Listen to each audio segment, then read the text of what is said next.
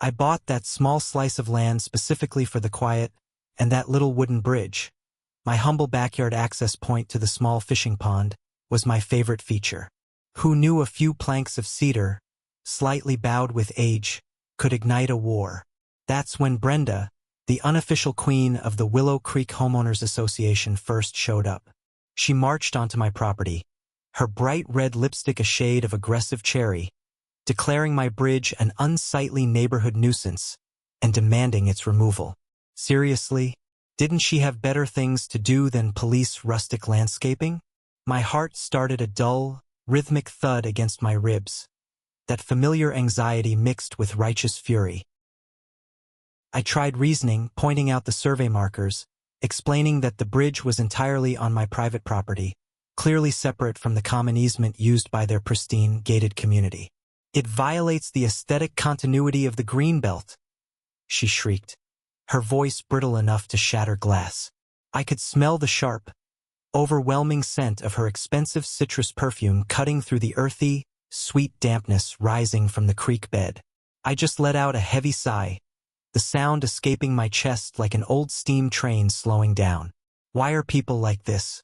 2 days later, I was woken not by the alarm, but by the ugly, high-pitched gnashing sound of power saws and the dull thud-thud of heavy wood hitting the dirt. I rushed out in my sweatpants, standing there dumbfounded as 3 hired hands, looking profoundly uncomfortable, systematically dismantled my bridge, splintering the old, rain-soaked cedar.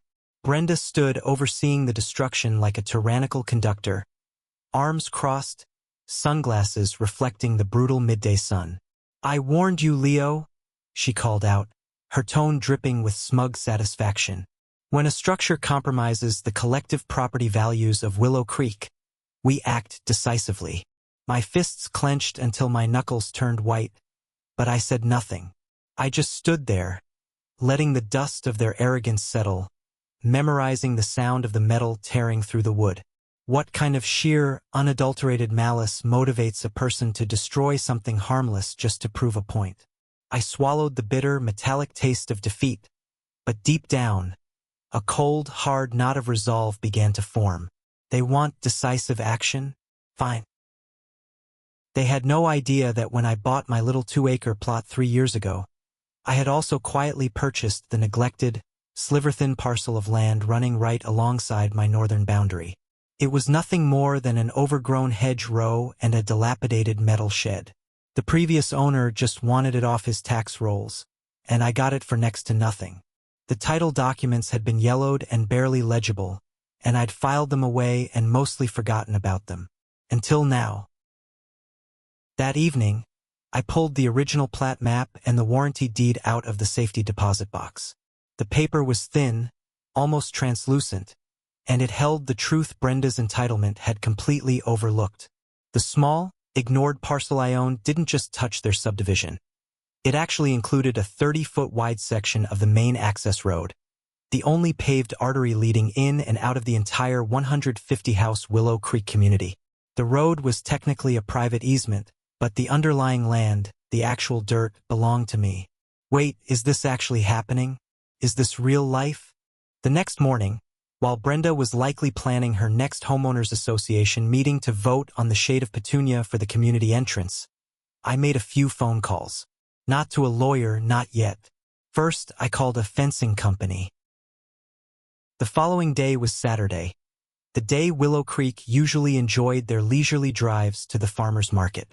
I stood at the end of the access road, exactly where the survey lines dictated, watching the fencing crew hoist heavy, galvanized steel posts.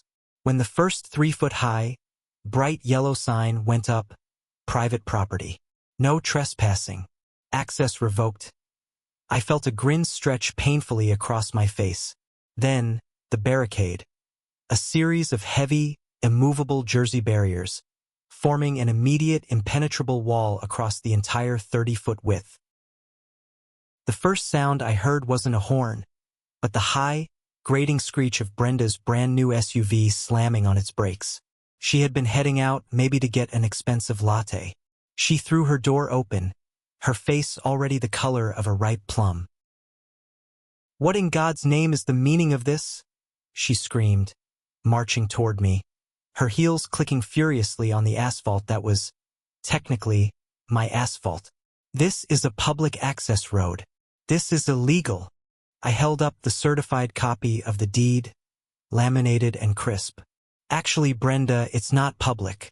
It's a private easement. And as of 8 a.m. this morning, I, the sole landowner of this tract, have revoked access due to documented property destruction and ongoing nuisance. You know, like the nuisance you caused when you tore down my bridge. I watched her face cycle through confusion, disbelief, and finally, absolute panic. Where do you think you're going now? You're blocking the road. People can't get out. She sputtered, her voice cracking. I'm not blocking the road, Brenda. I own it, and right now it's closed. The crescendo of horns behind her started, a chorus of entitled frustration. People were stuck. Nurses couldn't get to their shifts. Kids missed soccer games. The collective fury of Willow Creek began to turn, not toward me, the man they barely knew, but toward the self-appointed tyrant who had promised to protect their property values. Didn't you think there might be consequences for your actions? The Homeowners Association hired a team of lawyers who spent 3 furious days trying to find a loophole, an implied dedication, an overlooked prescriptive easement, anything. But the paperwork was airtight. My purchase was legitimate, and their easement was contingent on the collective neighborhood's behavior not compromising the value of my contiguous property. The destruction of my bridge, which they had proudly documented in their own meeting minutes, was the breach I needed. The final meeting was brutal. The lawyers explained that the only way to get the land back was to buy it at fair market value, plus the cost of damages and my future emotional distress. I named a price, 6 times what I had paid. It was predatory, but fair, considering they had just landlocked a $1 million neighborhood.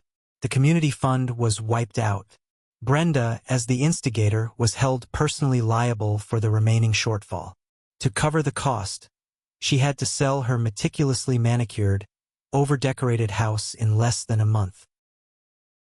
The final image etched forever in my mind was the massive U-Haul trailer pulling out of Willow Creek, taking the woman who thought a small act of malice was inconsequential.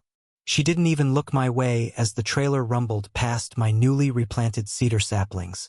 That's when the deepest satisfaction sank in. You can be as privileged and petty as you want, but true justice is rooted in ownership and the law. Never mistake quiet kindness for weakness, because when you tear down someone else's small piece of peace, you might just be closing the only door to your own world.